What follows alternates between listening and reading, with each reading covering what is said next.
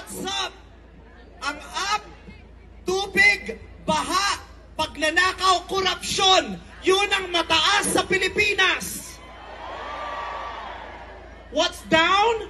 Ang down, ang babang-baba, yung mga Pilipino.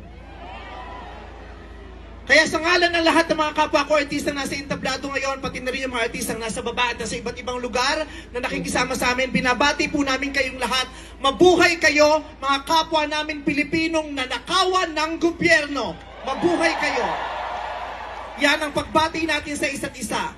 At para sa lahat naman ng mga politiko at bahagi na ng gobyerno na nagnakaw sa atin, nagnanakaw sa atin, mga nakatingin habang may nagnanakaw sa atin, mga kasama ng mga nagnanakaw sa atin, mga alam na may nagnanakaw pero hindi nagsasalita, mga kasama ng mga nagnanakaw, mga nagtatago ng magnanakaw, isa lang ang gusto naming sabihin sa inyong lahat. Patawad kay Father pero putang ina ninyo! Kaputa-putahan ng mga putang ina nyo! Katatapos lang ng misa, pero Panginoon, patawarin nyo kami, pero totoo yan. Ito ang wika ng lahat ng mga Pilipinong ninakawan, putang ina nyo! Putang ina nyo! Putang ina nyo! Putang ina nyo! Putang ina nyo!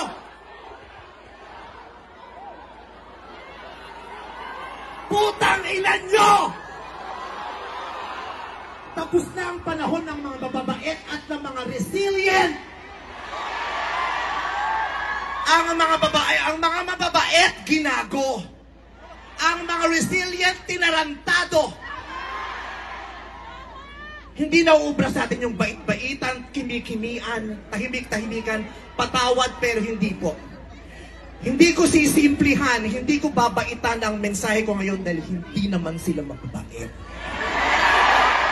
Sa katunayan, mga hayop sila. So bakit natin babaitan ang mensahe natin?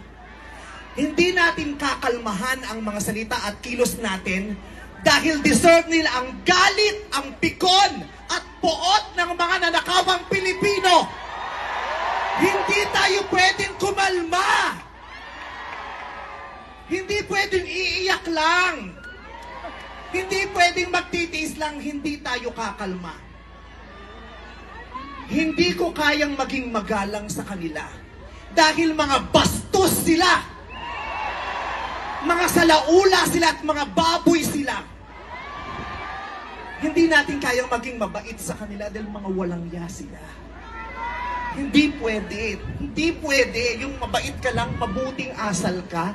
Hindi uubra sa kanila ang mabuting asal at mabait lang kasi nga mga demonyo sila. Kaya tama yan. Sumigaw lahat ng galit. Lahat ng galit na galit. Ang hindi matatapos ang galit bukas. Ang iparirinig ang galit hanggang hindi makulong ang mga putang inang magnanakaw. Hindi tayong pwede magalit lang ngayon. Kailangan hanggang bukas, kailangan sa susunod na linggo, kailangan sa susunod na buwan, hanggang umabot ng ilang taon hanggat hindi sila nauubos. Walang mawawala sa atin kasi ubos na tayo. Kaya ang gagawin natin ngayon ay babawi na tayo. Ikulong ang mga magnanakaw. Para sa akin, hindi nga sapat ang kulong. Dapat patayin ang mga korap na magnanakaw. Ibalik ang death penalty para sa mga korap. Para patayin ang mga magnanakaw, ikulong pati pamilya nila. Dapat gumawa ang batas, ang pamahalaan para ibalik ang death penalty. Pasensya na po, Father. Alam kong ayaw mo ng death penalty. Ipagdasal mo na lang ako. Ibalik ang death penalty para sa magnanakaw. Dahil ang magnanakaw, ang corrupt na public official, hindi ko natatawag na public official, ang corrupt na politiko ay higit pa sa mamamatay tao. Ang corrupt na politician ay higit pa sa magnanakaw. Ang corrupt na politician, ang korupsyon ay higit pa sa terorismo.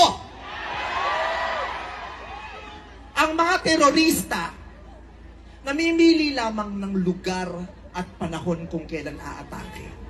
Pero ang mga magnanakaw sa Pilipinas, walang pinipiling araw. Araw-araw nila tayong ninanakawan.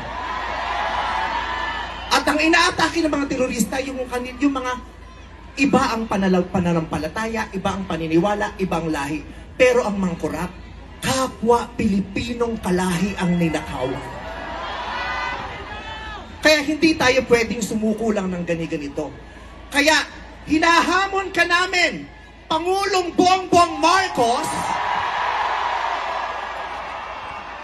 kung gusto mong magkaroon ng magandang legasiya, ang pangalan mo, ipakulong mo lahat ng magnanakaw.